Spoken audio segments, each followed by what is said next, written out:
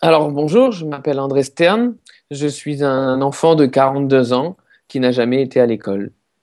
Et ce dont je vais parler est tout sauf un mérite personnel. Ce n'est pas quelque chose que j'ai inventé, ce n'est pas quelque chose dont je suis fier, c'est une chose qui m'est arrivée. Je ne suis ni surdoué, ni particulier, ni différent des autres.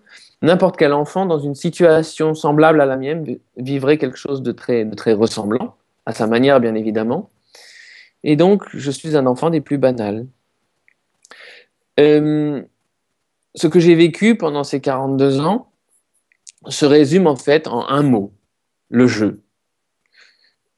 Parce que si on se pose la question de ce que fait un enfant dès qu'on le laisse tranquille, quel que soit son âge, quel que soit l'environnement, quelles que soient les conditions, quel que soit le lieu, que ce soit un territoire de guerre ou que ce soit une ville des plus paisibles, dès qu'on laisse un enfant tranquille, il joue. Et si on ne l'interrompait jamais, il jouerait toujours.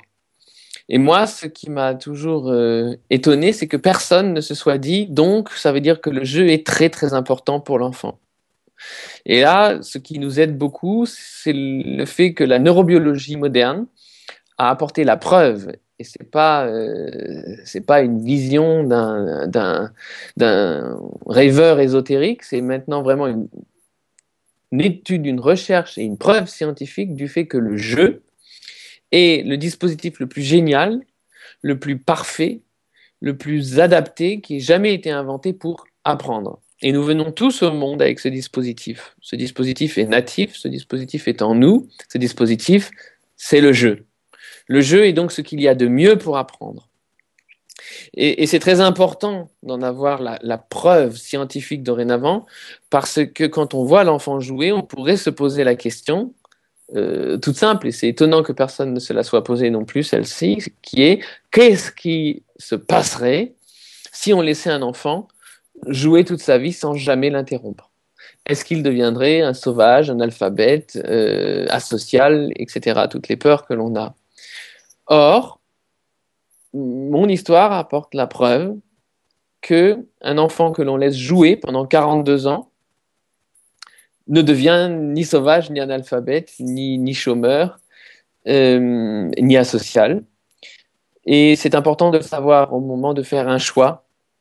Et c'est aussi important de le savoir parce que cela nous donne une grande confiance dans l'enfant. Puisque du coup, ça nous dit que l'enfant vient au monde avec en réalité tout le dispositif dont il a besoin pour apprendre. Et donc, il n'a en aucun cas besoin de notre intervention, car chacun est extrêmement zélé, chacun a plein d'idées, chacun a plein de désirs de bien faire.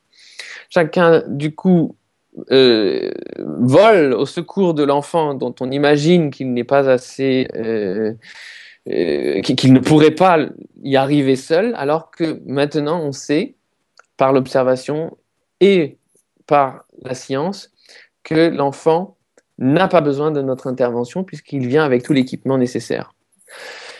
Et il est important aussi de savoir qu'on a fait plein d'erreurs. Alors moi j'ai la chance de travailler avec l'un des plus éminents neurobiologistes modernes, qui est le professeur Hütter, Gerhard Hütter en Allemagne. Et ce qui est intéressant, c'est de savoir qu'on a fait plein d'erreurs concernant le cerveau. On a cru par exemple que l'enfant venait au monde avec un cerveau euh, minime et puis qu'il le développait au fur et à mesure de sa croissance. C'est faux. Nous venons au monde avec un cerveau hyper connecté et ce que nous faisons au fur et à mesure de notre développement, c'est d'effectuer des déconnexions. Les connexions existantes se racornissent. C'est très important de le savoir. Ça veut dire que nous venons au monde euh, plus capables d'établir des connexions que nous ne le serons jamais plus à l'âge adulte.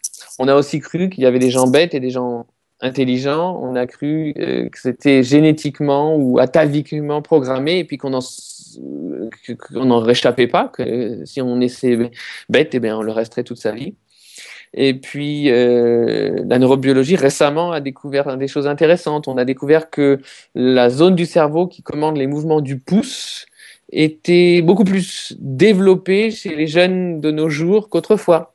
Donc on a dit, ah, ça vient de l'usage amusant du SMS et du téléphone portable. Ça veut dire que finalement, le cerveau n'est pas programmé génétiquement, mais se développe comme on l'utilise, comme un muscle. Et alors, s'il se développe comme un muscle, inventons un programme de musculation cérébrale et on aura tous des cerveaux gros comme ça. Et ça n'a pas marché. Ça n'a pas marché parce qu'il manquait encore un élément, et cet élément, le voici, et il est vraiment très primordial. On s'est rendu compte que le cerveau se développe là où nous l'utilisons avec enthousiasme. Et ce mot d'enthousiasme, cette notion d'enthousiasme, est vraiment primordiale. Et c'est extraordinaire que la science nous apporte la preuve de ce que nous savons tous déjà, que nous avons tous vécu, que nous savons tous instinctivement. Nous savons que l'état d'enthousiasme nous donne des ailes, que nous n'y connaissons plus de limites, que nous ne connaissons pas de frein à l'apprentissage qui n'est plus qu'un effet secondaire.